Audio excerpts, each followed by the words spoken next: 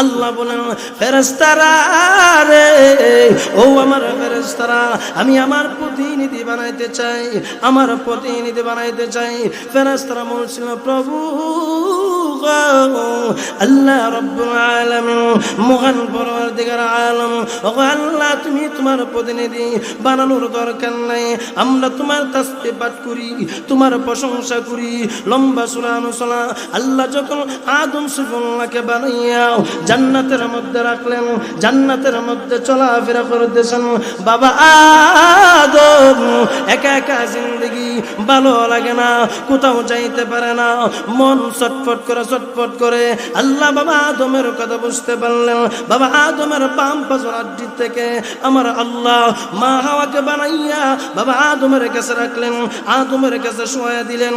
আদম আলাইহিস সালাতু ওয়াস সালাম ঘুমন্ত অবস্থায় ছিলেন। ঘুম থেকে যখন জাগ্রত হলেন, তাকায় দেখে সুন্দরী রূপসী এক মহিলা বাবা আদমের পাশে ঘুমন্ত অবস্থায়। বাবা আদম বলে প্রভু আল্লাহ রাব্বুল আলামিন, জান্নাতের মধ্যে আমি ছিলাম একা, ওগো আল্লাহ এই সুন্দরী রূপসী মহিলা কোথায় থেকে আসলো? আল্লাহ বলেন ও আদম আমি আল্লাহ বানাইলাম। আদম নবী ধরার জন্য চেষ্টা করলেন। আল্লাহ বলেন আদম নবী গো, ও আদম নবী না না এখন ধরতে পারবা না। ওগো আল্লাহ কি করার? আল্লাহ বলেন আমি আল্লাহ তোমাদেরকে জান্নাতের ভিতরে বিবাহ পড়াইব। আস্তে কন্যা সুবহানাল্লাহ, আর একটু জোরে কন্যা সুবহানাল্লাহ। ও আদম নবী গো, জান্নাতের ভিতরে আমি আল্লাহ তোমাদেরকে বিবাহ পড়াইব। আদম নবী বলে আল্লাহ জান্নাতের ভিতরে বিবাহ পড়াইবা, মোহর হইবে কি দিয়া? দেন মোহর কি দিয়া করব? আল্লাহ বলেন আদম নবী গো, ও আদম নবী শোনো, জান্নাতের ভিতরে বিবাহ হবে, দেন মোহর হবে আমার নবীর উপর দুরূদ পড়ে সূরা কন্যা সুবহানাল্লাহ।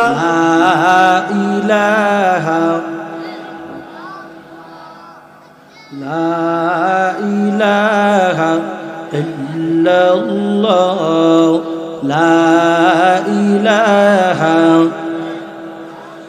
লা ইলাহা ইল্লাল্লাহ মুহাম্মাদুর রাসূলুল্লাহ সাল্লাল্লাহু আলাইহি ওয়াসাল্লাম। সকলে বলি সাল্লাল্লাহু। নবীর বুদরুদ তো মন চানা কি কোন আমাদের মন চানা নবীর বুদরুদ পড়তাম। আর নবী তো আমাদের জীবনের সব। কি বলেন? কার না মনে চা মক্কা মদিনা যাওয়ার জন্য? আল্লাহ যারে কবুল করে সেই মক্কা মদিনা যাইতে পারে। কি কোন? সকলের মনে চা মক্কা মদিনা যাওয়ার জন্য, কিন্তু সকলে যাইতে পারে না। কত টাকাওয়ালা আছে মনে চাই মক্কা মদিনা যাওয়ার জন্য, যাইতে পারে না। অনেক লিস্কাওয়ালা লিস্কা বায়া দিন মজুরে কাজ করে আল্লাহর ঘর বাইতুল্লাহ নবীর রওজা মদিনাও জিয়ারত করতেছে। কি কোনো আসানা নাই? মোহতারাম হাজিরিন, এই জন্য সকলেরই মন চায়, ইমানদার প্রত্যেকটা মানুষেরই মন চায় নবীর রওজা জিয়ারত করার জন্য। কিন্তু আল্লাহ যাকে কবুল করে, যাকে পছন্দ করে, সেও যেতে পারে। কি বলেন? ঠিক না ঠিক?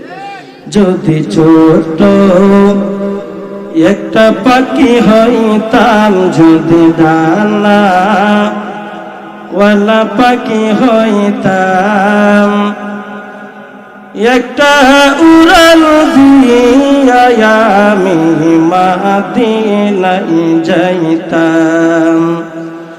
হাইরে একটা উড়াল দিয়া আমি মদিনায় যাইতাম। যদি ছোট একটা পাখি হইতাম, যদি ডানা ওয়ালা পাখি হইতাম, একটা উড়াল দিয়া আমি মদিনায় যাইতাম। হাইরে একটা উড়াল দিয়া আমি মদিনায় যাইতাম। এদিকে সেদিকে গোরা বেড়াইতাম, মেলিয়া ডানা যতই পড়েছিল নবীর কদম খানা। এদিকে সেদিকে করে বেড়াইতাম মেলিয়া ডানা, যেতাই পড়েছিল নবীর কদম খানা। চরণ দুলি চুমু খাইতাম, চরণ দুলি চুমু খেতাম, বুকের মাঝে জড়াইতাম আমি, বুকের মাঝে জড়াইতাম। একটা উড়াল দিয়া আমি মাদিনায় যাইতাম। হায়রে একটা উড়াল দিয়া আমি মাদিনায় যাইতাম। যদি ছোট একটা পাখি হইতাম, যদি ডানা ওয়ালা পাখি হইতাম, একটা উড়াল দিয়া আমি মাদিনায় যাইতাম। হায়রে একটা উড়াল দিয়া আমি মাদিনায় যাইতাম। আল্লাহ সুবহানাহু ওয়া তাআলা আমাদের সবাইকে রাসূলের রওজা যাওয়ার মতন তৌফিক দান করুক। সকলে জোরে বলে আমিন।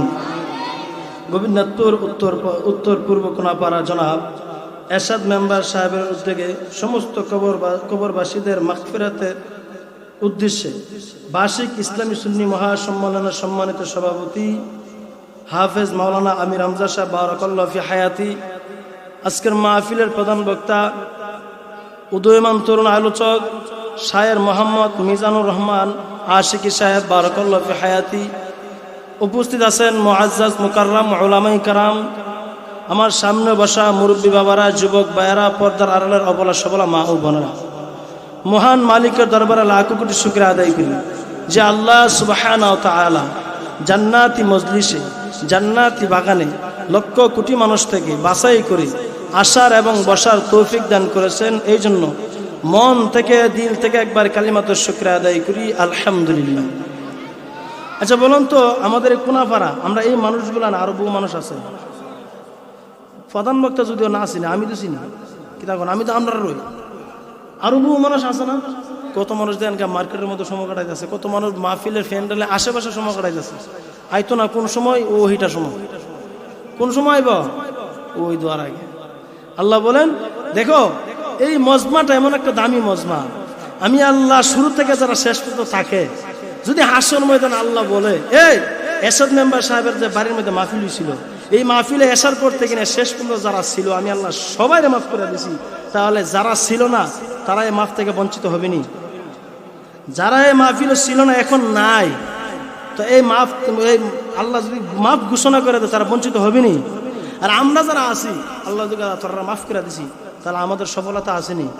যেন মুহতারাম হাজিরিন, যারা এদিক সেদিক ঘোরাফেরা করতেছেন মেহরবানি করে সময়টা অনর্থক নষ্ট করে না। কারণ এই যে দেখেন গতকালকে এই স্থানে মাহফিল ছিল, আগামীকাল থাকবো, একটা বছর পরে একটা মাহফিল, একটা বছর পরে এটা মাহফিল করতে গেলে কত তো কষ্ট লাগে। আর আমরা বক্তা ওয়াইজ যারা আছি আমরা তো মনে করেন আধা ঘন্টা আগে গিয়া বয়ান করা চলে আসে, যারা একটা মাহফিল করায় তারা বুঝে একটা মাহফিল করতে কতটুকু কষ্ট লাগে। 1 মাস 2 মাস আগে টার্গেট নেই, প্ল্যান নেই, এই মাহফিলটা করতে হইব, করতে গিয়ে কত মানুষের মন রক্ষা করানো লাগে, মাহফিলের কালেকশন বিভিন্ন আদার সাইড। কিন্তু এই মাহফিল যিনি করছেন উনি আপনাদেরকে সুন্দর একটা পরিবেশ করে দিয়েছেন। এখন আপনারা যদি শোনার জন্য একটু কষ্ট না করেন, প্যান্ডেলের ভিতরে না বসেন, তাহলে ওনার এই কষ্টটা তো আপনারা কোনো মূল্যায়ন করলেন না। এই জন্য প্রিয় এলাকাবাসী মেহরবানি করে আমরা যারা এদিক সেদিক ঘোরাফেরা করতেছি, বহু মানুষ প্যান্ডেলের বাইরে ঘুরতেছেন, মেহরবানি করে প্যান্ডেলের ভিতরে চলে আসবে। দেখেন আল্লাহ সুবহানাহু ওয়া তাআলা আমাকে আপনাকে দুনিয়াতে পাঠাইছেন, ক্ষণস্থায়ী দুনিয়া, এই ক্ষণস্থায়ী দুনিয়ার থেকে আমি আপনি সকলেই একদিন বিদায় নিয়ে অন্ধকার কবরে যেতে হবে। আমার পূর্বে আপনার পূর্বে আল্লাহ যত মানুষ পাঠাইছেন, মনে করেন আমাদের দাদা দাদি বাপ, আমাদের দাদা দাদি নানা নানি বাপ চাচা, তারা দুনিয়াতে আসেনি। অনেকের দাদা দাদি দুনিয়াতে নাই, আছে নাই? আপনাদের এই যে মাহফিলটা চতুর্পাশে কিন্তু গুরুস্থান, আপনাদের চতুর্পাশে গুরুস্থান, একটু নিজের বিবেকটা হারান তো। যে এই যে গুরুস্থানে আমার বাবা শুয়ে আছে, আমার মা শুয়ে আছে, তারা তো কোনোদিন একা একা কোনো কোথাও অন্ধকারে যেতে পারছে না, জঙ্গলের মধ্যে রাত কাটাতে পারছে না। এই চতুর্দিকে গুরুস্থান। আজকে আমার মা এখানে শুয়ে আছে, আমার বাপ এখানে শুয়ে আছে, আমার দাদা দাদি নানা নানি আপন জনেরা এখানে শুয়ে আছে, তারা কিভাবে থাকতেছে? আর একদিন তো আমি আপনার গুরুস্থানে গিয়ে শুইতে হবে, কি কোন ঠিক না বেটি? আমি আপনার একদিন গুরুস্থানে গিয়ে শুইতে হবে। আশা করছি তো হুজুর টায়া ফোন কষ্ট একটু যাই পড়ে মোহতারাম হাজরিন, আলে মানুষ নিচে বয়ে থাকলাম, জায়গা আছে উপরে এসে বলে। মোহতারাম হাজরিন, এই আল্লাহ সুবহানাহু ওয়া তাআলা আমাকে আপনাকে দুনিয়াতে পাঠাইছেন নবীর অনুসরণ করে, আল্লাহর ইবাদত করে আমার আপনার জীবনটাকে পরিচালনা করতে হবে। আমি আপনাদের সামনে যে আয়াত তেলাওয়াত করেছি, আল্লাহ সুবহানাহু ওয়া তাআলা বলেন, এই আয়াতের মধ্যে যারা আমার সাথে সম্পর্ক রাখতে চায়, আমার সাথে ভালোবাসা পয়দা করতে চায়, ভালোবাসা রাখতে চায়, তারা যেন আমার নবীর অনুকরণ করে। জোরে কন্যা সুবহানাল্লাহ। ফায়দা আরেকটা কথা বলে ফেলি, এই মাহফিলে যে আসলাম, এই মাহফিলে যে বসলাম, বসার দ্বারা কি ফায়দা? বুখারী এবং মুসলিম শরীফে হাদিস, এই দুনো কিতাবের মধ্যে হাদিসটা আসছে। আল্লাহ নবী আলাইহিস সালাতু ওয়াস সালাম বলেন, আল্লাহ তাআলা একদল ফেরেশতাকে সৃষ্টি করছেন শুধু পুরাটা পৃথিবীর মধ্যে ঘোরার জন্য। কি উদ্দেশ্যে? যে পৃথিবীর কোন জায়গার মধ্যে নেক আমল হয়, কোন জায়গার মধ্যে কোরআন হাদিসের আলোচনা হয়। এই হাদিসটা আমার মসজিদে আমি প্রায় সময় আসরের পর তালিমও করছি। কোন স্থানে আল্লাহর কোরআনের কথা বলা হয়, নবীর সুন্নত নিয়ে আলোচনা করো, একদল ফেরেশতা শুধু ঘুরতে থাকে। এই ফেরেশতাগুলো ঘুরা যখন দেখবে গোবিন্দপুর কোনাপাড়া এরশাদ মেম্বারের বাড়ির মধ্যে দিনে আলোচনা হইতেছে, সুন্দর পরিবেশ, কিছু মানুষ প্রচন্ড মোটামুটি গরমের মধ্যে বসছে, কিছু মা বোনেরাও কষ্ট করে বসছে। এই অবস্থা আল্লাহ সুবহানাহু ওয়া তাআলার ফেরেশতারা এই প্যান্ডেলের মধ্যে রহমত নাজিল করতে থাকে। জোরে কন্না সুবহানাল্লাহ। রহমত নাজিল করতে থাকে। রহমত নাজিল করতে করতে একজন ফেরেশতারা এমন ভাবে নাজিল হয়, হাদিসের কিতাবের মধ্যে আসছে, একজনের কাঁধে একজন, একজনের কাঁধে একজন, একজনের কাঁধে একজন, এরকম ভাবে উঠতে উঠতে উঠতে উঠতে আল্লাহর আরশে মহল্লার মধ্যে গিয়ে আল্লাহর রহমতের, আল্লাহর নূরের তৈরি ফেরেশতারা বিরাজমান। জোরে কন্না সুবহানাল্লাহ। সুবহানাল্লাহ বলছেন, সুবহানাল্লাহ বলা তারা ফায়দা কি জানেন? দেখেন আমলটা শব্দটা শুরু, ফায়দা কি? এটার উপকারিতা কি? বুখারী শরীফের হাদিস, আল্লাহ নবী বলেন, কোন উম্মত যদি মন থেকে একবার সুবহানাল্লাহ আল্লাহর পবিত্রতা বর্ণনা করে, আল্লাহর নবী বলেন আসমান এবং জমিনের মধ্যে যত ফাঁকা জায়গা আছে, আল্লাহ সমস্ত ফাঁকা জায়গা নেক দ্বারা ভরপুর করে দেবে। ফায়দা আসেনি? শব্দটা শুরু সুবহানাল্লাহ। এই একটা সুবহানাল্লাহ বলার দ্বারা আরেক হাদিসের মধ্যে আসছে, আল্লাহ তাআলা একটা জান্নাতের মধ্যে গাছ রোপণ করে দেয়। এই গাছটা কত বড় হবে একটু সামান্য একটু ধারণা করেন, গাছের পাতাটা কত বড়। আল্লাহ নবী বলেন, দ্রুতগামী ঘোড়া দিয়া যদি কোনো মানুষ এই গাছের পাতার ছায়াটা অতিক্রম করার জন্য চেষ্টা করে, আল্লাহ নবী বলেন 500 বছর লাগবে গাছের পাতার ছায়াটা অতিক্রম করতে। তাহলে গাছটা কত বড়, গাছটা কত বড় আপনারা চিন্তা করেন। সুবহানাল্লাহ, আল্লাহু আকবার কাবীর। আমার আল্লাহর দিয়ে সম্ভব নেই। মোহতারাম হাজরিন, একদল ফেরেশতা ঘুরতে থাকে, এই ফেরেশতাগুলো ঘুরে ঘুরে ঘুরে ঘুরে আল্লাহর আরশে মহল্লার মধ্যে বিরাজমান। আচ্ছা বলুন তো এখানে কি হইতাছে? আল্লাহ সুবহানাহু ওয়া তাআলা জানেনি? আল্লাহ কি জানে না? আল্লাহ জানার পরও আল্লাহ নূরের তৈরি ফেরেশতাদেরকে আল্লাহর ইচ্ছাতে আল্লাহ জিজ্ঞাসা করবেন, হো আমার ফেরেশতারা, আমি আল্লাহর আরশের মহল্লার মধ্যে তোমরা ভিড় জমাইতেছো, কারণটা কি? ফেরেশতারা বলবে, আল্লাহ গোবিন্দপুর এরশাদ মেম্বার সাহেব ওনার আব্বা আম্মার স্মরণে, পুরা কবরবাসীর স্মরণে এক আয়োজন করছিল, মাহফিল আয়োজন। অনেক মানুষ এই মহল্লার মধ্যে ছিল, এর মধ্যে থেকে কিছু মানুষ তোমার কোরআন হাদিস আলোচনা শোনার জন্য কষ্ট করে তারা বসছে। আল্লাহ তাদের পরিবেশটা অত্যন্ত ভালো লাগছে, আল্লাহ অনেক আনন্দ লাগলো এই পরিবেশটা দেখে। আল্লাহ বলেন এখন কি করা? ফেরেশতারা বলবে, আল্লাহ আমরা আসছি তাদের পক্ষ থেকে আপনার কাছে মাগফিরাত কামনা করার জন্য, তাদেরকে ক্ষমা করে দেওয়ার জন্য। আল্লাহ তাআলা পুনরায় জিজ্ঞাসা করবে, আচ্ছা বলো তো আমার বান্দারা যে এখানে বসছে, এখানে আসছে, তারা কি আমি আল্লাহর তৈরি জাহান্নাম কোনোদিন দেখছে? আল্লাহ না, তোমার তৈরি জাহান্নাম তারা কোনোদিন দেখছে না। যদি দেখতো কি করতো? আল্লাহ তোমার না দিকা এই সমস্ত মানুষগুলা যেভাবে বিশ্বাস করে, যদি তোমার তৈরি জান্নাত জাহান্নাম দেখতো, জাহান্নামের বই সামান্যগুলো একটু দেখতো, আমাদের বিশ্বাস হয় তোমার কোনো বান্দা কোনোদিন গুনাহ করতো না। কি বলেন ঠিক না বেটি? সাধারণত দুনিয়ার আগুনই তো আমি আপনার সহ্য করতে পারি না, আর জাহান্নামের আগুন কিভাবে আমি আপনার সহ্য করব? প্রচণ্ড গরম হলে আমার বাসার মধ্যে এসি লাগাই, অর্থ টাকা পয়সা থাকলে এসির ব্যবস্থা করি, চার্জারের ফ্যানের ব্যবস্থা করি, কিন্তু আল্লাহ বলেন জাহান্নামের আগুনের ধোঁয়া আমি আল্লাহ দুনিয়ার আগুনের সমতুল্য দিছি না। এত ধোঁয়ার এত দাগ যদি হয় তাহলে আগুনের কত দাগ হবে? মোহতারাম হাজরিন, একটু নিজেকে বিবেককে চিন্তা করেন, আল্লাহর জাহান্নামের আগুন কিভাবে আমি আপনি সহ্য করবো? সহ্য করার মতন পৃথিবীর কোনো মানুষের ক্ষমতা নেই। এরপরও যারা নাফরমান তারা সহ্য করতেই হবে, যারা নামাজ পড়ে না জাহান্নামের আগুনে ফুটতেই হবে। বেনামাজি আল্লাহর হুকুম না মানা কেন? যাই হোক মুহতারাম হাজরিন, ফেরেশতাগুলো আল্লাহর কাছে বলবে আল্লাহ তোমার জাহান্নাম তারা কোনোদিন দেখে নাই, না দেখার পরে বসছে। আল্লাহ না দেখার পরে বসছে, কারণটা কি? একটাই কারণ, আল্লাহ তোমার জাহান্নামের আগুন থেকে বাঁচার জন্য। জোরে বলেন সুবহানাল্লাহ। মুসলমান বন্ধুরা আমার ভালো করে শুনুন, আল্লাহ সুবহানাহু ওয়া তাআলা আল্লাহর তৈরি ফেরেশতারা বলবে, ও ফেরেশতা, আমার বান্দারা যে মজলিসের মধ্যে বসছে, কেন বসছে? ওগো প্রভু, তোমার বান্দা তোমার জাহান্নাম থেকে বাঁচানোর জন্য, আল্লাহ তোমার জান্নাতে যাওয়ার জন্য, তোমার আযাব থেকে বাঁচানোর জন্য। প্রভু আল্লাহ রব্বুল আলামিন, আল্লাহ তুমি তাদেরকে ক্ষমা করিয়া দাও, মাফ করিয়া দাও।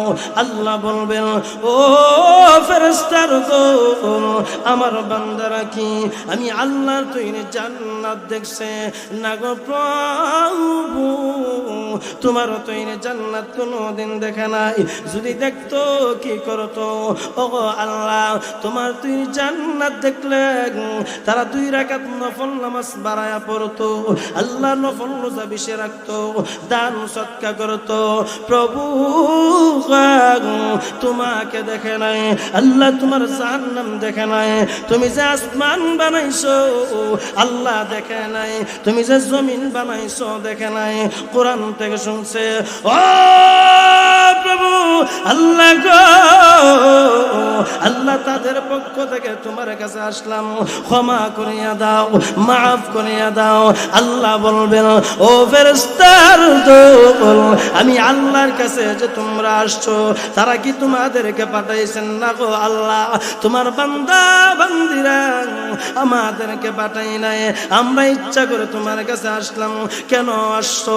ও আল্লাহ তোমার বান্দা বান্দিকে ক্ষমা করে দেওয়ার জন্য, মাফ করে দেওয়ার জন্য। আমার আল্লাহ বলবেন, ও ফেরেশতার দল, তোমরা সাক্ষী থাকো, এই মজলিসের মধ্যে আজকে যারা বসবে আর বসছে আমি আল্লাহ সবাইকে দিছি। জোরে কন্যা সুবহানাল্লাহ। আল্লাহ নবী আল্লাহ বলেন, এই মজলিসের মধ্যে যারা বসবে আর যারা বসছে আমি আল্লাহ পুরা সবাইকে আমি আল্লাহ ক্ষমা করে দিছি। জোরে কোন সুবহানাল্লাহ। তাহলে এই মজলিসে বলার দ্বারা ফায়দা আছে কি না? এই মজলিসে বসছি, বসার দ্বারা ফায়দা আসেনি। যাই হোক, এখন আমি আমার আয়াতের মধ্যে যাই। আল্লাহ সুবহানাহু ওয়া তাআলা বলেন, কুল ইন কুনতুম তুহিব্বুনাল্লাহ ফাত্তাবিউনি ইউহিব্বুকুমুল্লাহ। ও নবী, আপনি পৃথিবীর মানুষকে জানায়া দেন, গোবিন্দপুর কোনাপাড়া মানুষকে জানায়া দেন, যারা আমি আল্লাহর সাথে মহব্বত পয়দা করতে চাই, ভালোবাসা পয়দা করতে চাই, তারা যেন আমি আল্লাহর আপনার সাথে মহব্বত পয়দা করে আপনাকে ভালোবাসে, আল্লাহর নবীকে ভালোবাসে, মানে আল্লাহকে ভালোবাসা। জোরে বলি সুবহানাল্লাহ। আরে আমার নবীর সুপারিশ ছাড়া কোনো নবী জান্নাতে যাইতে পারবে না। কি বলেন, ঠিক না বেটি? এমনকি বাবা আদম দুনিয়াতে আসছে সকলের আগে, সকলের পিতা, কিন্তু আমার নবীর সুপারিশ ছাড়া জান্নাতে যাইতে পারবে না। আর আল্লাহ আমার আপনার আসল বাড়ি রাখছেন জান্নাতে। এই যে আমি আপনি দুনিয়াতে ঘোরাফেরা করতেছি, চলাফেরা করতেছি, এটা হলো নকল বাড়ি। কি বাড়ি? সবাই কোন কি বাড়ি? নকল। আমাদের আসল বাড়ি কই? জান্নাতে। আল্লাহ তাআলা বাবা আদম আলাইহিস সালাতু ওয়াস সালামকে প্রথমে সৃষ্টি করে জান্নাতের মধ্যে রাখছেন। আদম আলাইহিস সালাতু ওয়াস সালামকে জান্নাতে একা রাখছেন। মা হাওয়াকে লম্বা সময়ের পরে মা হাওয়াকে আল্লাহ বানাইছেন। বাবা আদম জান্নাতের মধ্যে চলতেছে ফিরতেছে। বয়ান যদি ভালো করে শুনেন তাহলে বুঝবেন আদম নবীও আমার নবীর সুপারিশ ছাড়া জান্নাতে যাইতে পারবে না। এমনকি ঈসা নবী পর্যন্ত যত নবী আছে কোন নবী আমার নবীর সুপারিশ ছাড়া জান্নাতে যেতে পারবে না। জোরে বলি সুবহানাল্লাহ। আদম আলাইহিস সালাতু ওয়াস সালাম কিভাবে আমার নবীর উসিলায় আল্লাহর কাছে ক্ষমা পাইছে ভালো করে শুনুন। সূরা বাকারার মধ্যে তাফসীরটা আসছে। লা তাকরাবা হাযিহি শাজারাতা ফাতাকুনা মিনাজ জালিমিন। আল্লাহ সুবহানাহু ওয়া তাআলা যখন আদম আলাইহিস সালাতু ওয়াস সালামকে সৃষ্টি করে জান্নাতের মধ্যে রাখছিল, জান্নাতের মধ্যে রাখা বুঝাইতেছে, হে গোবিন্দপুরের মানুষ শুনো, তোমার বাড়ি হলো জান্নাতে, তুমি নকল বাড়িতে থাকো, তোমার আসল বাড়ি হলো জান্নাতে। কি বলেন ঠিক না বেটি?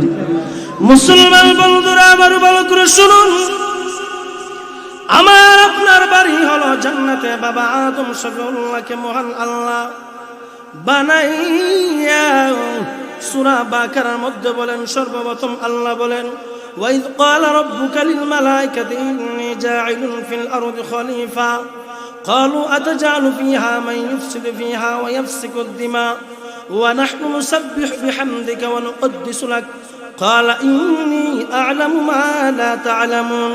আল্লাহ সুবহানাহু ওয়া তাআলা আদম জাতিকে বানানোর জন্য পরামর্শ করছিলেন ফেরেশতাদের সাথে। আল্লাহ বলেন, ফেরেশতারা রে, ও আমার ফেরেশতারা, আমি আমার প্রতিনিধি বানাইতে চাই, আমার প্রতিনিধি বানাইতে চাই। ফেরেশতারা বলছিল, প্রভু আল্লাহ রাব্বুল আলামিন, মহান পরওয়ারদিগার আলম, ও আল্লাহ তুমি তোমার প্রতিনিধি বানানোর দরকার নাই, আমরা তোমার তাসবিহ পাঠ করি, তোমার প্রশংসা করি, লম্বা সূরা অনুসলা।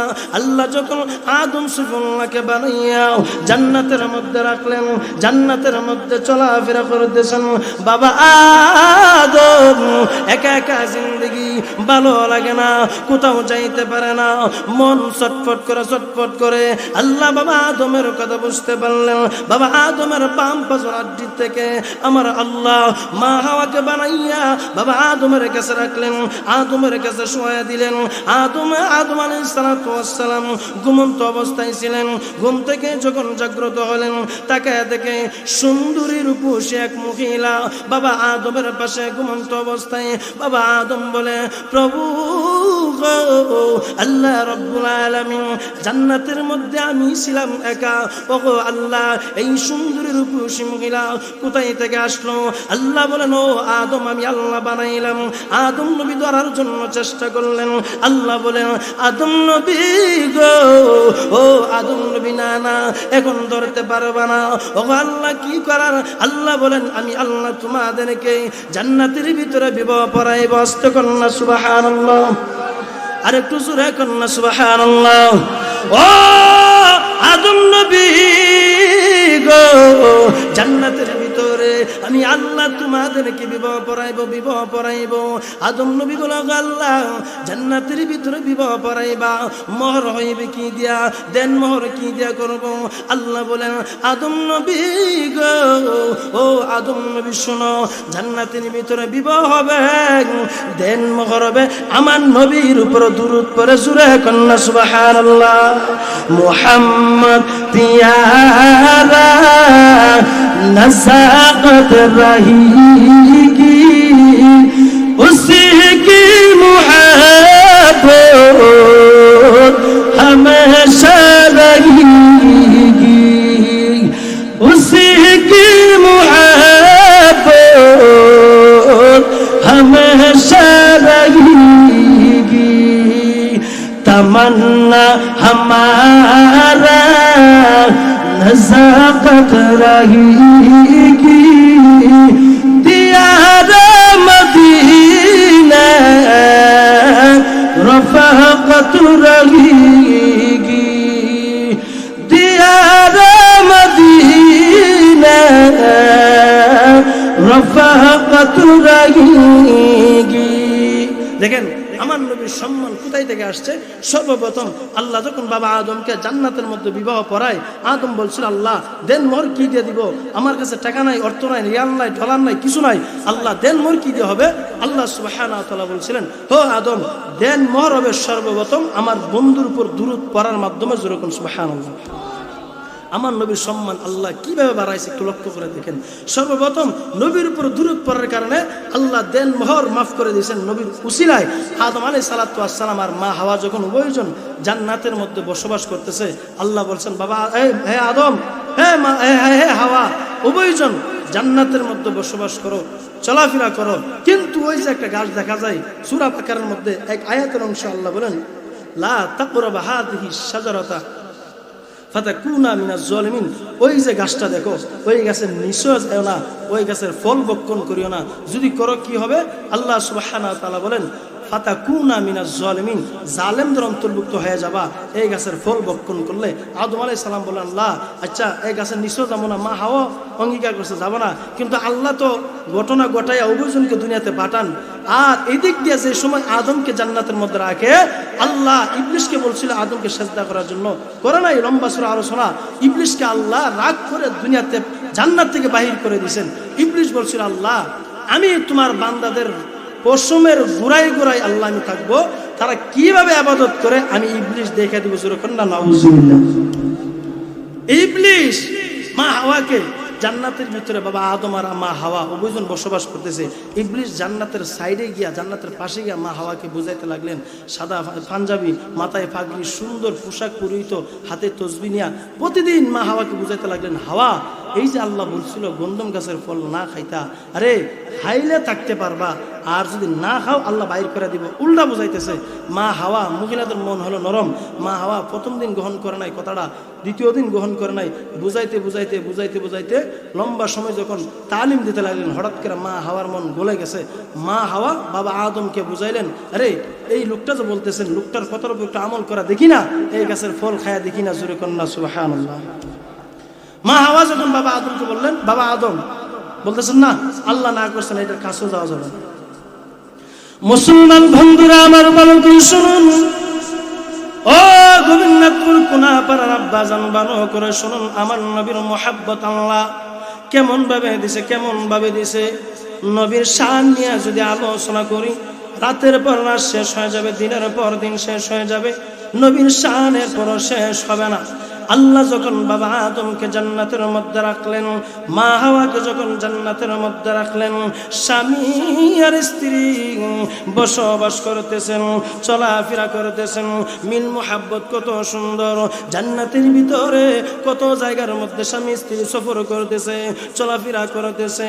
ইবলিস যখন মা হাওয়াকে বুঝাইতে লাগলেন, প্রমন্ত্রণা দিতে লাগলেন, মা হাওয়া ইবলিসের কথা শুনে ফেললেন।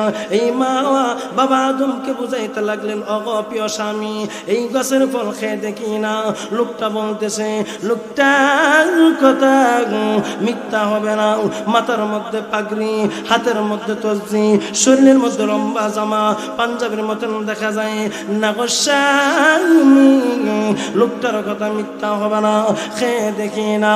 বাবা আদম মার কথা শুনে গন্ধম গাছের ফল খেয়ে ফেললো। হাওয়ার সাথে সাথে আল্লাহ রাব্বুল আলামিন তাদের শরীরের মধ্যে যে জান্নাতি পোশাক ছিল, ওই জান্নাতি পোশাক সাথে সাথে খুলে গেলেন। মা হাওয়া উলঙ্গ, বাবা আদম উলঙ্গ, একজনের লজ্জাস্থান আরেকজন দেখতে লাগলেন। এখন কি করবে? শর্মিন্দা, লজ্জার কারণ কি করার?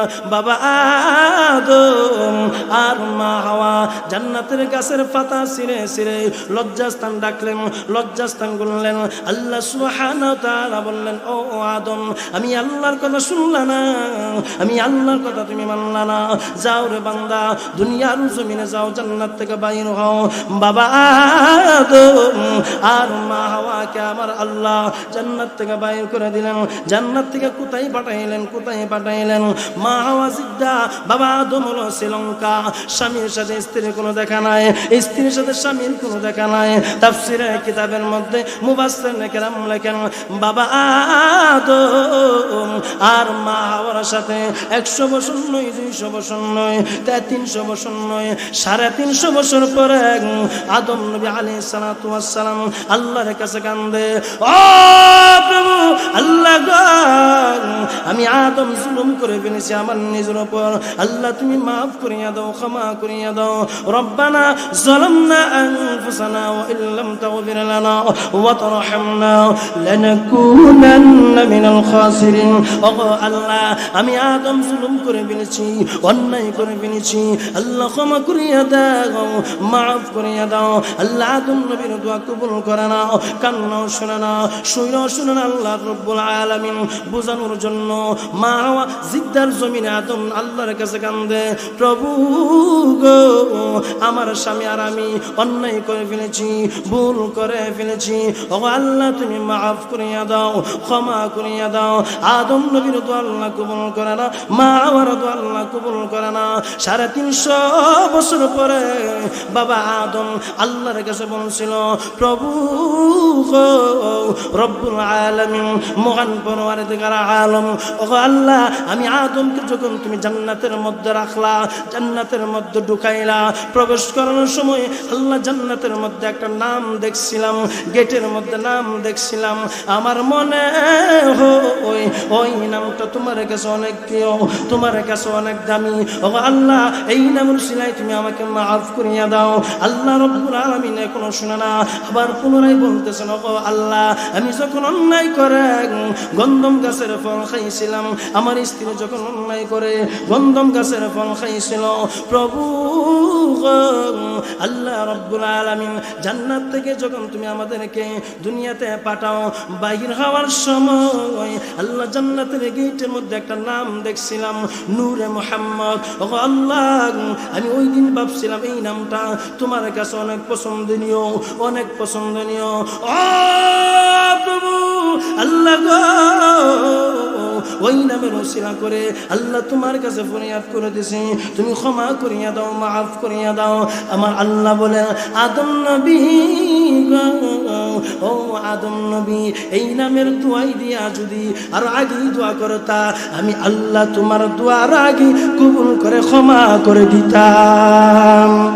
ইয়া ইলাহি কবুল করো, ইয়া ইলাহি কবুল করো মুদের বন্দগি, আমার জীবন আমার মরণ আমার বন্দগি, আমার জীবন আমার মরণ আমার বন্দগি, ইয়া ইলাহি কবুল করো, ইয়া ইলাহি কবুল করো আমার বন্দগি, আমার জীবন আমার মরণ আমার বন্দগি, আমার জীবন আমার মরণ আমার বন্দগি। সুবহানাল্লাহ। বলুন তো আদম আলাইহিস সালাতু ওয়াস সালাম জান্নাত থেকে বাইর হওয়ার পরে দুনিয়াতে যার নাম রসুলের ক্ষমা পাইছেন তার নামটা কি? তার নামটা কি? মুহাম্মদ সাল্লাল্লাহু আলাইহি সাল্লাম। আমার নবীর উসিলায় আল্লাহ আদম আলাইহিস সালাতু ওয়াস সালামকে মাফ করেছেন। তাহলে বোঝা গেল আমার নবীর সম্মান কম। আমার নবীর সম্মান সমস্ত নবীদের চাইতে ঊর্ধ্বে, সমস্ত নবীদের চাইতে বেশি। কি বলেন ঠিক না বেটি? মুহতারাম হাজিরিন, বাবা আদম আর মা হাওয়া যখন জান্নাত থেকে বাইর হওয়া আল্লাহ নবীর নাম নিয়ে দোয়া করার কারণে আল্লাহ সুবহানাহু ওয়া তাআলা ক্ষমা করছেন। ক্ষমা করে মা হাওয়ারও জিদ্দা বাবা আদম শ্রীলঙ্কা এত লম্বা দূরের সফর, একজনের সাথে একজনের কোনো সাক্ষাৎ নাই। যে জায়গাটার মধ্যে সাক্ষাৎ হলেন এই জায়গাটা পৃথিবীর মধ্যে শ্রেষ্ঠ জায়গা। হাদিসের কিতাবের মধ্যে আসছে আল্লাহ সুবহানাহু ওয়া তাআলা এই জায়গার মধ্যে হাসরের ময়দানে সমস্ত মানুষদেরকে জমায়া স্টেজ বানায় বিচার করবে। জোরে কন্যা সুবহানাল্লাহ। জায়গাটার নাম হলো আরাফার ময়দান।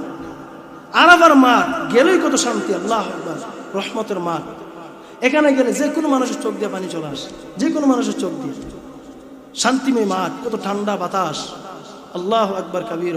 যে সমস্ত হাজিরা হজ করে তারা তো জানে কত আরাম যে জায়গা, কিন্তু উঠতে মেলা সময় লাগে, অনেক সময় লাগে উঠতে। আল্লাহ তাআলা আমাদের সবাইকে আরাফার মাঠে জমা হওয়ার মতন তৌফিক দান করে। মুসলমান বন্ধুরা আমার ভালো করে শুনুন, মা হাওয়া যখন আল্লাহর কাছে বললেন, ওগো আল্লাহ আমার স্বামীর সাথে আমারও কোনো দেখা নাই। বাবা আদম যখন বলতেছে, আল্লাহ আমার স্ত্রীর সাথে আমার কোনো দেখা নাই। স্বামীর সাথে স্ত্রী বিচ্ছিন্ন, স্ত্রীর সাথে স্বামীর অবিচ্ছিন্ন। লম্বা সময় কেটে গেল। আল্লাহর কাছে দোয়া করার পরে আমার আল্লাহ উভয়জনকে যে জায়গার মধ্যে দেখা করাইলেন এই জায়গার নাম হলো আরাফার মাঠ। এই আরাফার মাঠের নাম কেন রাখছেন আরাফার মাঠ? আল্লাহর নবী বলেন পরিচয় পাওয়ার মাঠ। আরাফা ইউরিফু ইরাফান ফাওয়া মুরিফুন, এটা হলো পরিচয় পাওয়ার মাঠ। মানুষের একজনের সাথে একজন পরিচয় মিলল। মা হাওয়ার সাথে স্বামীর কোনো দেখা নাই, স্ত্রীর সাথে স্বামীর কোনো দেখা নাই, স্ত্রীর স্বামীর সাথে স্ত্রীর কোনো দেখা নাই। যে স্থানে পরিচয় মিলল ওই স্থানের নাম হলো আরাফার ময়দান। আল্লাহর নবী বলেন আরাফার ময়দানে যদি হজের সময় কোনো মানুষ গিয়ে আরাফার ময়দানে উপস্থিত না হয়, আমার আল্লাহ তার হজ কবুল করবে না। এমন একটা দামি জায়গা। ও মুসলমান, আল্লাহ নবীকে আমার আল্লাহ এত সম্মান দান করেছে। আল্লাহ বলেন নবী গো শুনেন, কুল ইন কুনতুম তুহিব্বুনাল্লাহ ফাত্তাবিউনি ইউহিব্বুকুমুল্লাহ ওয়া ইয়াগফির লাকুম যুনুবাকুম ওয়াল্লাহু গফুরুর রহিম। ও নবী পৃথিবীর মানুষকে জানায় দেন, গোবিন্দপুর কুনাপাড়া মানুষকে জানায় দেন, যারা আমি আল্লাহর সাথে মহব্বত পয়দা করতে চাই, ভালোবাসা পয়দা করতে চাই, তারা যেন আপনি নবীর সাথে মহব্বত পয়দা ভালোবাসা পয়দা করে, ভালোবাসা সৃষ্টি করে। নবী নাই কেমনে ভালোবাসা সৃষ্টি হবে, পয়দা হবে? আল্লাহর নবী বলেন তারাকতু ফীকুম আমরাইন লান তাদিল্লু মা তামাসসাকতুম বিহিমা কিতাবাল্লাহ ওয়া সুন্নাত রাসূলিন। আল্লাহর নবী বলেন উম্মত শোনো, ওই দুইটা জিনিস আমি নবী দুনিয়াতে রেখে গেলাম। এক নম্বর হলো আল্লাহর কালামুল্লাহ, কোরআন শরীফ। কোনো মানুষ যদি কোরআন শরীফকে মহব্বত করে, চুমু দেয়, তেলাওয়াত করে, আমার আল্লাহ বলেন এই কোরআন সুপারিশ করে বান্দাকে জান্নাতের মধ্যে নিয়ে যাবে। দুই নম্বর নবী বলেন ওয়া সুন্নাত রাসূলিক। কেউ যদি সুন্নতকে আঁকড়া ধরে, সুন্নতকে মহব্বত করে, কি সুন্নত নবী যে কাজ করেছেন, নবী ঘুমানোর আগে দোয়া পরে ঘুমাইতেন, ওযু পরে ঘুমাইতেন, নবী নামাজের আগে মিসওয়াক করে ওযু করতেন, নবী সুন্নত বেশি বেশিগুলো আদায় করতেন। কেমন ভাবে? আমরা তো সমাজে দেখা যায় জুমার দিন মানুষগুলা যখন জিলাপি দেওয়া হয়, সুন্নত পড়ে না, জিলাপির জন্য মসজিদে দাঁড়ায় থাকে। কিন্তু যে সপ্তাহ মসজিদে জিলাপি নাই, সুন্নতের খবর নাই, তাড়াতাড়ি বাইরে জায়গা আসেনিও। আমরা গোবিন্দপুর না আলহামদুলিল্লাহ, আমরা গোবিন্দপুর আলহামদুলিল্লাহ জিলাপির ইয়ার একটু কম হই। মানে যে সপ্তাহ মসজিদে জিলাপি দিব, সুন্নত পড়তো না, বারিন্দা দাঁড়ায় থাকবে। আরে ভাই তোমার যত সময়টা নষ্ট হইতে আছে, তুমি 4 রাকাত সুন্নত পড়ো না, 4 রাকাত পড়ো, 2 রাকাত নফল পড়ো না। সময়ের কোনো মূল্যই নাই, এর কাছে সময়ের কোনো মূল্যই নাই। আশেকের আসল সুন্নি নবী দাবি করে, নবীর সুন্নি অসল শূন্য, নবীর সুন্নতকে ধরে না, নবীর সুন্নতকে আঁকড়া ধরে না। নবী বলেন আর সুন্নি তো তারা যারা আমি নবীর সুন্নতগুলোকে মহব্বত করে, সুন্নতের প্রায়বন্দি করে, যারা জুমার নামাজের পরে 4 রাকাত সুন্নত, এই সুন্নতগুলো অধিকাংশ মানুষ হয় 150 মুসল্লি হলে 80 জন মুসল্লি সুন্নত করে, এর বাকিগুলো বেরিয়ে যাবে। কি কারণ আসেনি এরকম সমাজে।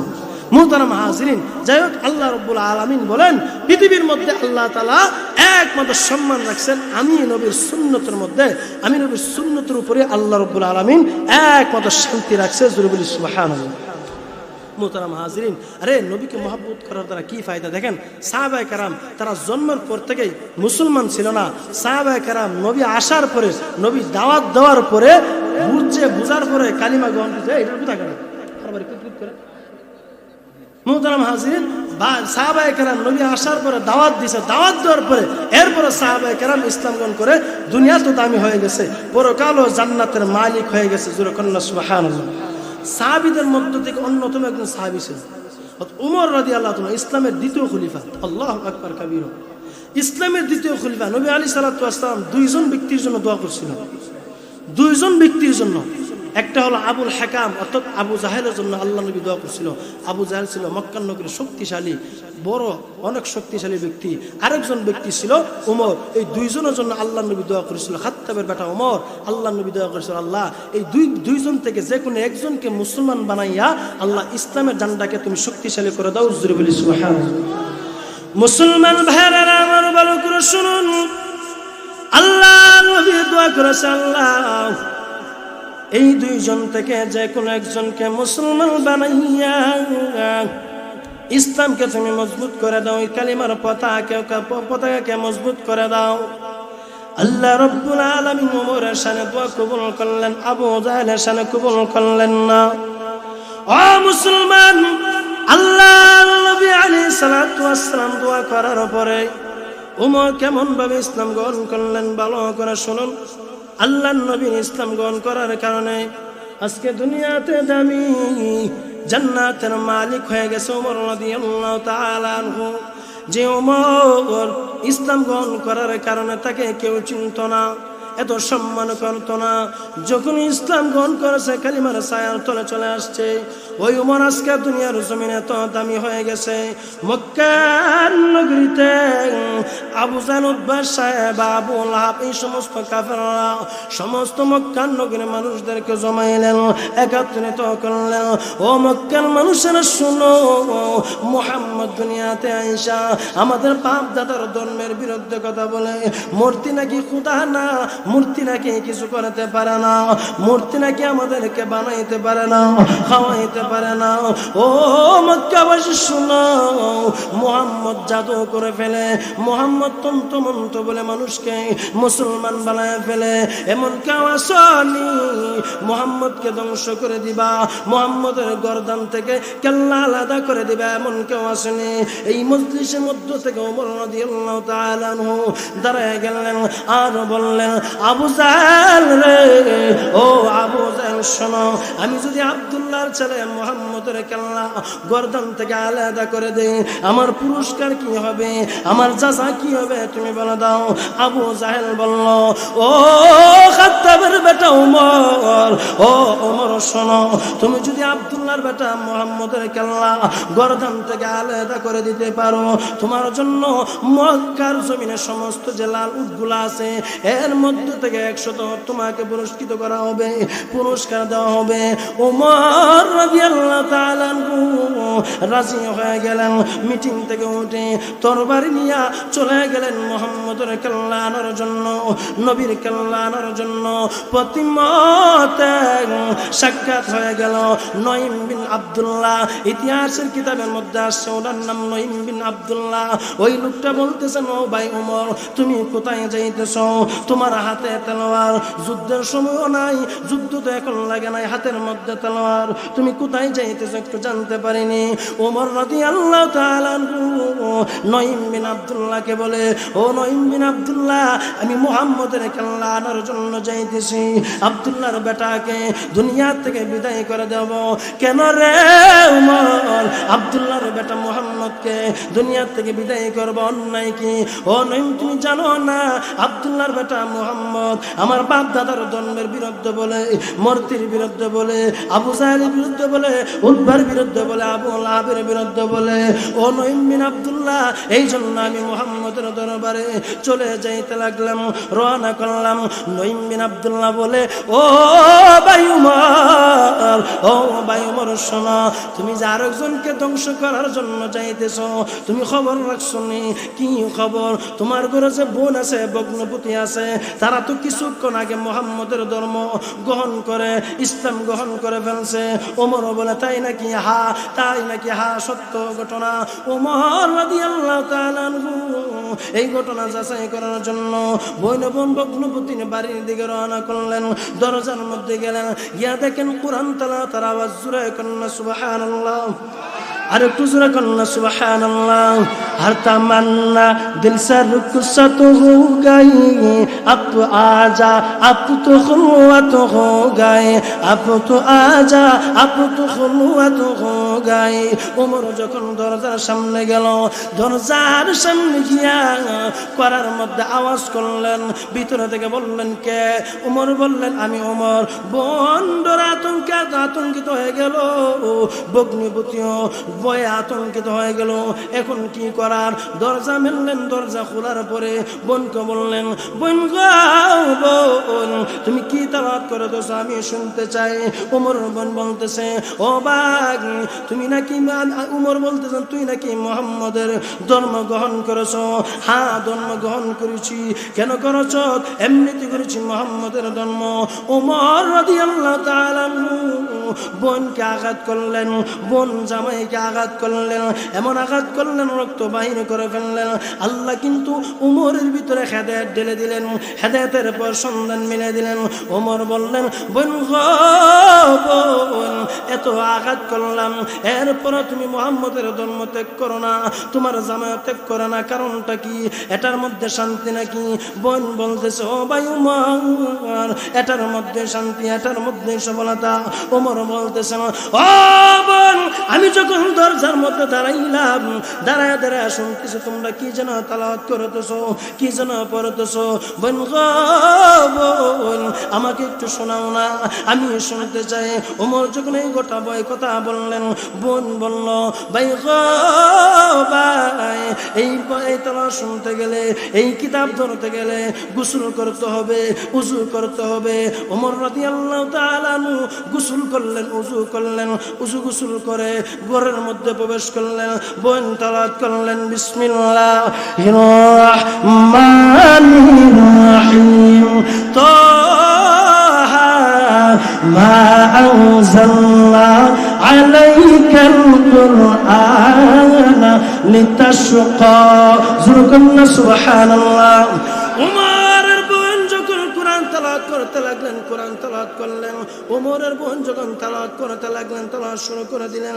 উমর রাদিয়াল্লাহু তাআলা আনহুর ভিতরের মধ্যে হেদায়েত ঢুকে গেল। উমর রাদিয়াল্লাহু তাআলা আনহু এই কোরআন তেলাওয়াত শুনে চুপ হয়ে রইলেন, দাঁড়ায় থাকলেন। ওমর বলতেছেন বোন গো বোন, চলো চলো মুহাম্মদের দরবারে যাই, মুহাম্মদের বাড়িতে যাই। ও বোন, মুহাম্মদের কেল্লা আনার জন্য আমি আবু জাহেলের দরবার থেকে রওনা করছিলাম, আবু জাহেলের কাছ থেকে আসছিলাম।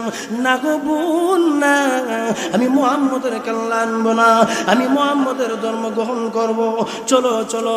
ওমর যখন বোন এবং বগ্নি জামাইকে বগ্নিপতিকে নিয়ে মুহাম্মদ সাল্লাল্লাহু আলাইহি সাল্লাতু ওয়াসসালামের ধর্ম গ্রহণ করার জন্য রওনা করলেন। নবী আলাইহিস সালাতু ওয়াসসালাম মসজিদে নববীর মধ্যে বসেছিলেন, অন্যান্য সাহাবীরা বসেছিলেন। ওই সমস্ত অন্যান্য সাহাবীরা দেখতে লাগলেন, ও নবীজি, ইয়া রাসূলুল্লাহ, ইয়া হাবিবাল্লাহ, ও নবী গো, ওমরকে দেখতেছি তেলাওয়াত নিয়ে আসতেছে, মনে হয় ওমর শেষ করে দিবে, ওমর আমাদেরকে দুনিয়া থেকে বিদায় করে দিবে। নবী বললেন, ও সাহাবে কেরাম, ওমরকে বাধা দিও না, আসতে দাও, আসতে দাও। নবী আলাইহিস সালাতু ওয়াসসালাম যখন ওমর রাদিয়াল্লাহু তাআলা আনহুকে দেখলেন আর বললেন, আলান সালান ইয়া ওমর, ও ওমর, আসো আসো। নবী আলাইহিস সালাতু ওয়াসসালামের কাঁধে রুমাল বিছিয়ে দিলেন। ওমর রাদিয়াল্লাহু তাআলা আনহু বসলেন এই রুমালের মধ্যে। ওমর বললেন, ও নবীজি, ইয়া রাসূলুল্লাহ, ইয়া হাবিবাল্লাহ, ও নবীজি, আমি রওনা করছিলাম আপনার কেল্লা আনার জন্য, আপনার মাথা নেওয়ার জন্য। আবু জাহেলের দরবারে ওয়াদা করে আসছিলাম, না গো নবীজি, আমি আপনার গর্দান নিব না, আপনার কেল্লা নিব না। ও নবীজি, আর তিনি করলেন না। এই মুহূর্তে আমি ওমরকে আপনার হাতে কালিমা পড়াইয়া মুসলমান বানায় দেন। সুবহানাল্লাহ। ও নবীজি, আমি আসছিলাম আপনার গর্দান থেকে মাথা আলাদা করার জন্য। ইয়া রাসূলুল্লাহ, আবু জাহেলের দরবার থেকে বলে আসছিলাম আমি আপনাকে দুনিয়ার থেকে বিদায় করে দিব। তখন নবীজি, না, আপনি কোনো দুনিয়ার তন্ত্র মন্ত্র অন্য কোনো জিনিস বলেন না, আপনি এক আল্লাহ তাওহীদের দাওয়াত দেন, আল্লাহর কথা বলেন, পরকালের কথা বলেন। তখন নবীজি, আমাকে আর দেরি করিয়েন না, এই মুহূর্তে আমাকে ইসলাম গ্রহণ করায়া, আপনার সাথে কালিমা পড়ায়া আমাকে মুসলমান বানায় দেন। সুবহানাল্লাহ। দেখেন, আল্লাহ নবী আলাইহিস সালাতু ওয়াসসালামকে উমর মহব্বত করার কারণে, ভালোবাসা করার কারণে আজকে উমর রাদিয়াল্লাহু তাআলা আনহু দুনিয়াতে সফলতা পেয়েছে। মুহতারাম হাজিরিন, উমর রাদিয়াল্লাহু তাআলা আনহু নবী আলাইহিস সালাতু ওয়াসসালামের দরবার থেকে ইসলাম গ্রহণ কইরা উমর রাদিয়াল্লাহু বাইর হইয়া সর্বপ্রথম আবু জাহেলের বাড়ি গেছে। কার বাড়ি? আবু জাহেলের বাড়ি। সর্বপ্রথম আবু জাহেল মনে মনে উমর যখন দরজার সামনে গিয়ে ডাক দিয়েছেন, হে আবু জাহেল, নাম ছিল আবুল হাকাম, জ্ঞানীদের বাপ। আবু জাহেলের দরজার সামনে গিয়া যখন উমর রাদিয়াল্লাহু তাআলা বলল, হে আবু জাহেল, ঘরে আসু কি? আবু জাহেল আনন্দের সাথে ঘর থেকে বাইরে, আনন্দের সাথে। কি আনন্দ? দরবার থেকে উমর বলে গেছে মুহাম্মদের কেল্লা আনবো, মনে হয় কেল্লাটা নিয়ে আসছে। নাউজুবিল্লাহ, বুঝুন না, একটু জোরে কর না, নাউজুবিল্লাহ। আরে আমার নবীরে আল্লাহ রহমত করতেছে, আল্লাহ বাঁচাইতেছে। পৃথিবীর কোনো মানুষ ধ্বংস করতে পারবো? এই কথা কন না কেন? পৃথিবীর কোনো মানুষ ধ্বংস করতে পারবো? হ্যাঁ। নবী আলাইহিস সালাতু ওয়াসসালামের দরবারে যখন আবু জাহেলের দরবারে ঘরের সামনে যখন উমরকে বলতেছেন, উমর ঘরে আসো, আবু জাহেল আনন্দের সাথে ঘর থেকে টাস করে দরজা মেলে উমরের সামনে বলতেছেন, উমর তুমি আসছো? হাসি দিয়া, উমর তুমি আসছো? হ্যাঁ আসছি। কি নিয়ে আসছো? আসছি, আমি এমন এক ধর্ম গ্রহণ করে আসছি, যে ধর্ম আগে ছিলাম তোদের ধর্মের অনুসারী, এখন হয়ে গেছি মুহাম্মদ সাল্লাল্লাহু আলাইহি ওয়াসাল্লামের ধর্ম অনুসারী।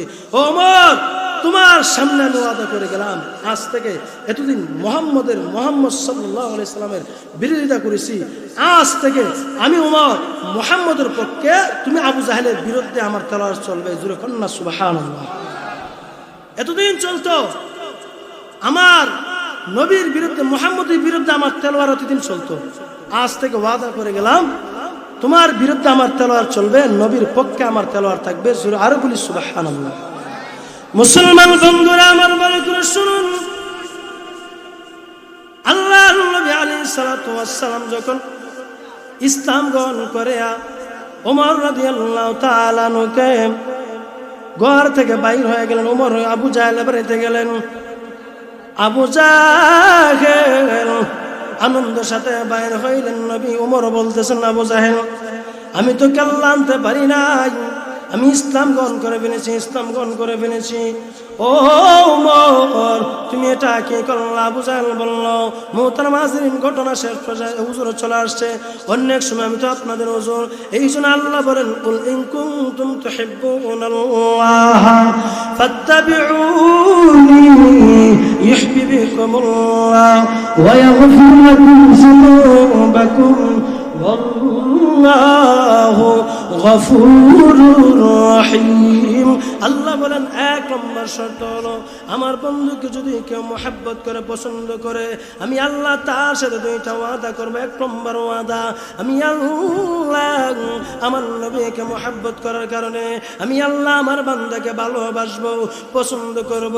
দুই নম্বর, ওয়াগফির লাকুম যুনুবাকুম ওয়াল্লাহু গফুরুর রহিম, আমি আল্লাহ আমার বান্দার জিন্দেগীর সমস্ত গুনাহ মাফ করে দিব। সুবহানাল্লাহ সুবহানাল্লাহ। এজন্য আমাদের ভিতরে নবীর মহব্বত আছে তো ইনশাআল্লাহ। কায় কেমন চাই নবীজির রওজা দেখতে? হাত তুলি। নারে তাকবীর, নারে তাকবীর। সোনার মদিনা আমার